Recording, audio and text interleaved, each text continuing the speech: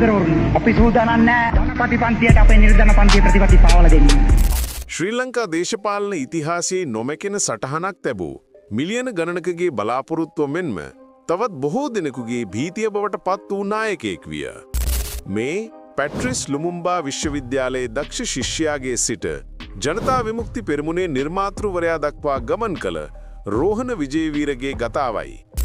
1943 ජූලි 14 වනදා මාතර දිස්ත්‍රික්කයේ කෝට්ටේ ගොඩදී දොන් අන්දිරිස් විජේවීර සහ නැන්සි වික්‍රම කළුදුව යුවලට දාව පටබැඳිගේ දොන් නන්දසිරි විජේවීර උපත ලැබුවා. ඔහුගේ පියා කොමියුනිස්ට් පක්ෂයේ ක්‍රියාකාරී සමාජිකයෙක්. මේ දේශපාලන පසුබිම කුඩා නන්දසිරිගේ අනාගතයට නොදැනුවත්ම අඩිතාලම දෙමුවා. පාසල් අධ්‍යාපනයෙන් පසු වෛද්‍ය විද්‍යාව හැදෑරීමට ඔහුට සෝවියට් සංගමයේ පැට්‍රිස් ලුමුම්බා විශ්වවිද්‍යාලයට ශිෂ්‍යත්වයක් හිමි වුණා. නමුත් වෛද්‍ය විද්‍යාවට වඩා මාක්ස්වාදී දේශපාලන දර්ශනය ඔහුගේ මනස ආක්‍රමණය කළා. චීන සෝවියට් මතගැටුමේදී චීන මතවාදයට බරවීම නිසා ඔහුට ශිෂ්‍යත්වය අහිමි වී නැවත ලංකාවට පැමිණීමට සිදු වුණා.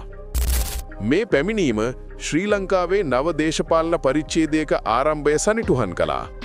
ඔහු ජනතා විමුක්ති පෙරමුණ ජවිපේ නමින් තරුණයන්ගෙන් සෙදුම්ලත් රැඩිකල්වාදී දේශපාලන ව්‍යාපාරයක් ගොඩනැගුවා. ඔහුගේ තියුණු වචන පාලක පන්තියට එරෙහිව තරුණ පරපුරේ සිත් තුළ විප්ලවයේ ගිනි ඇවිලවුවා. අද ලංකා දේශපාලන ඉතිහාසයේ ඓතිහාසික දවසක්. 1971 අප්‍රේල් කැරැල්ල විජේවීරගේ නායකත්වයේ පරම ප්‍රබල සලකුණ වුණා. එය අසාර්ථක වුවත් රාජ්‍යට එල්ල වූ බරපතලම අභියෝගයක් ලෙස ඉතිහාසයට එක් වුණා. කැරැල්ලට නායකත්වයේ දීම නිසා ඔහු සිරගත කෙරුණා. නමුත් 1977 දී නිදහස් වීම පසු ඔහු ප්‍රජාතන්ත්‍රවාදී දේශපාලනයට පිවිස 1982 ජනාධිපතිවරණයට තරඟ කළා. නමුත් 80 දශකයේ අගභාගයේදී ජවිපේ දෙවන කැරැල්ලත් සමග රටම ලේවිලක් බවට පත් වුණා. එය ශ්‍රී ලංකා ඉතිහාසයේ අඳුරුතම යුගයක් ලෙස සැලකෙනවා.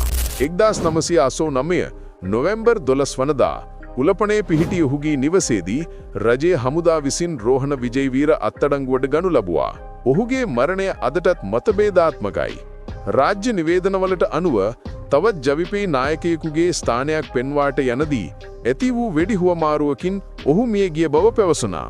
නමුත් බොහෝ දෙනා විශ්වාස කරන්නේ ඔහුව අත්අඩංගුවේදීම ඝාතනය කළ බවයි. රෝහණ විජේවීර යනු ඇතමුකුට විරුවෙක්, තවකෙකුට ද්‍රෝහියෙක්. එහෙත් ඔහු ශ්‍රී ලංකාවේ සමාජ දේශපාලන